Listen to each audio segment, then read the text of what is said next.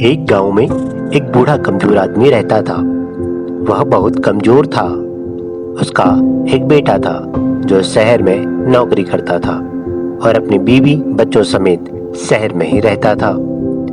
एक बार वह कमजोर बूढ़ा आदमी अपने बेटे के पास शहर में रहने चला गया। वहां उसके बेटे, बहू और एक 4 साल का पोता रहता था। बूढ़ा आदमी ने अपने बेटे के घर जाकर वहां थोड़ा देर आराम किया। शाम को पूरा परिवार कुर्सी लगाकर डिनर टेबल पर खाना खाने के लिए बैठा था।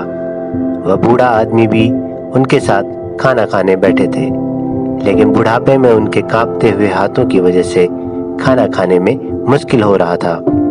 इस दौरान जब वो कांपते हाथों से दूध का गिलास पकड़ रहे थे, तो वह दूध का गिलास उनके हाथों से छूटकर फर्श पर गिरकर टूट गया।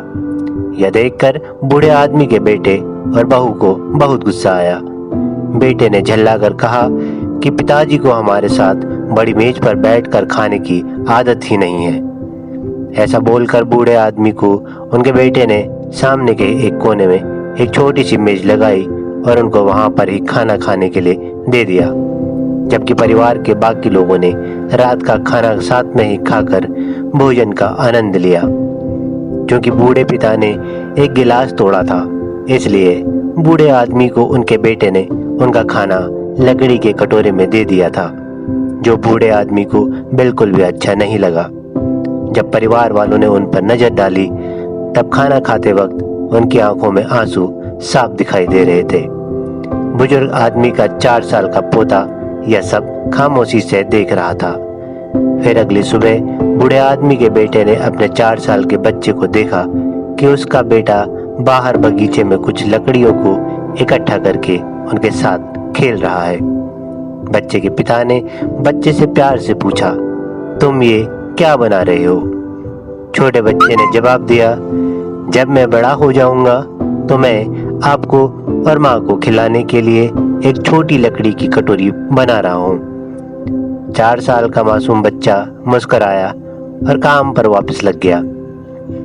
माता पिता ने जब यह शब्द सुने, तो इन शब्दों ने माता पिता को इतना कठोर कर दिया कि वे अकवाक रह गए। फिर उनके गालों पर आंसू बहने लगे। हालांकि तब उन्होंने बच्चे को कोई शब्द नहीं बोला था, लेकिन दोनों जानते थे कि अब क्या किया जाना चाहिए। माता पिता को अब अपनी गलती का गहरा एहसास हुआ। उसी दिन माता पिता ने दादाजी का हाथ थाम लिया और उन्हें परिवार की मेज पर वापस ले आए। अपने बाकी बचा हुआ पूरा जीवन उन्होंने अपने परिवार के हर छोटी बड़ी खुशियों में दादाजी को शामिल किया और हमेशा साथ बैठकर अपने साथ प्रत्येक भोजन करवाया। इससे शिक्षा यह मिलती है कि बच्चों की आंखें हमेशा अपने आसपास के सब कुछ देखती रहती है, उनके कान हमेशा सुनते हैं और बच्चों के मन में कुछ न कुछ संदेश अवश्य जाता है। अतः जितना संभव हो हमेशा बच्चों के सामने अच्छा उदाहरण प्रस्तुत करना चाहिए। वो जो सीखेंगे वही वो आपके साथ भी आगे करेंगे। धन्यवाद।